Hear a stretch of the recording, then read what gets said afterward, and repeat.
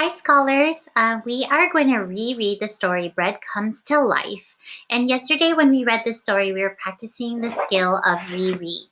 Well, today we're going to practice the skill that we've done before, and that is sequence. So remember, when we sequence, things will happen in a certain order. And so we want to be able to tell what happens first, what happens next, what happens then, and then what happens last to show how the events are happening in order. Okay, so when we read the story today, Bread Comes to Life, think about what happens first. What is the baker doing first? What is he doing next?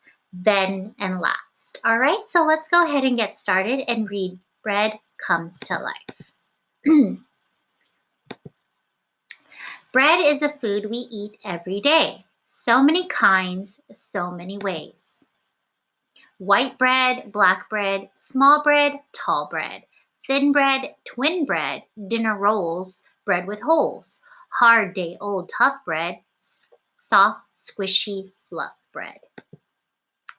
Bread is toast, bread is crumbs, bread is pizza, bread is buns. How is bread made? Where is it from? Okay, scholars, so before I read this, I want you to pay attention because this is the first event that is happening in our story where we're going to practice sequencing, okay? So this baker makes his bread from scratch by sowing wheat in his backyard patch. Soon those seeds send down roots and sprouts into shoots of bright green grass. So what happens first in the story? The baker sows the seeds. You are correct. The days pass, and that grass grows into sturdy blades, tall and straight, finely made, with budding heads and bristly hair, gently waving in the air. Okay, scholars, now this is the next thing that happens. So I really want you to pay attention in this part.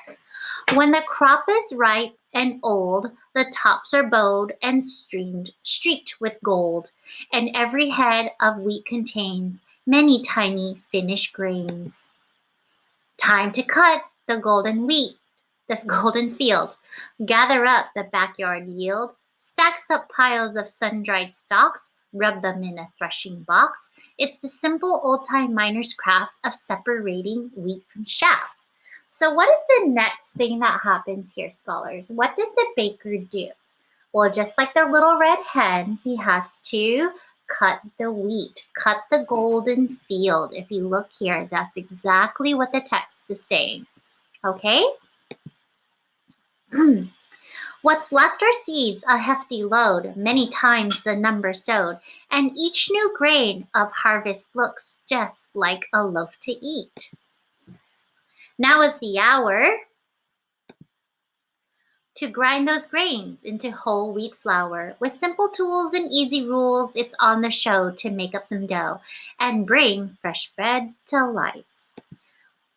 Okay, so now, scholars, this will be the then part of our story and when we're sequencing. So I want you to pay attention to these next couple of pages and think about what is the baker then doing, okay? Yeast, honey, water, flour, salt, oil, and muscle power. Dump it, thump it, dust it, knead it, squash it, stretch it, toss it. Set it aside to rise and rest. It grows and grows to twice the size. Punch it down, give it some shape, let it rise again, put it in to bake. So here in the then process, the baker did a lot of things. He mixed the ingredients, he put them all together, he did different things to it like roll it, thump it, squash it, stretch it, and then he finally put it in the oven to bake. So that is the then sequence event for this part of the book, okay? Slice it fresh, it's better than cake. Whatever the shape it finally takes, whatever the place it finally bakes, every day we are blessed with a mountain of bread. It's the staff of life. May all be fed. So then what happens last in the story, scholars? What does the baker do with the bread? And then where does it go for all the people? Okay, so I want you to think about our story, Bread Comes to Life. And this handout that I have here is available in your packet for Unit 9, Week 3. And what I did was I cut it out, and on the lines, I cut so that it flaps open. And what I did was just put some glue here and glued it to my writing notebook that Mrs. Chin gave you. You could also do it in your reading notebook that I passed back in your bag last couple of weeks too.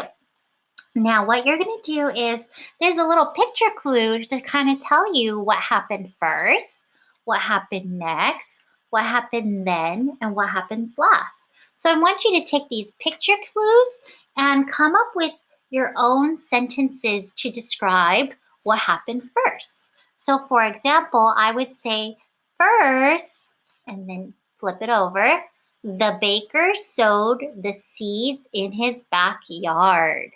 Okay, and then I would do the next, the then, and last. Now, if you don't want to do it in your notebook like this, scholars, I can include a flow map in Seesaw and you can do it there, but I'm going to give you a choice. I want you to practice sequence either this way or in Seesaw, okay? And so remember, scholars, we want to think about the important events that happened in order, all right? So thanks for listening, and let's go ahead and sequence.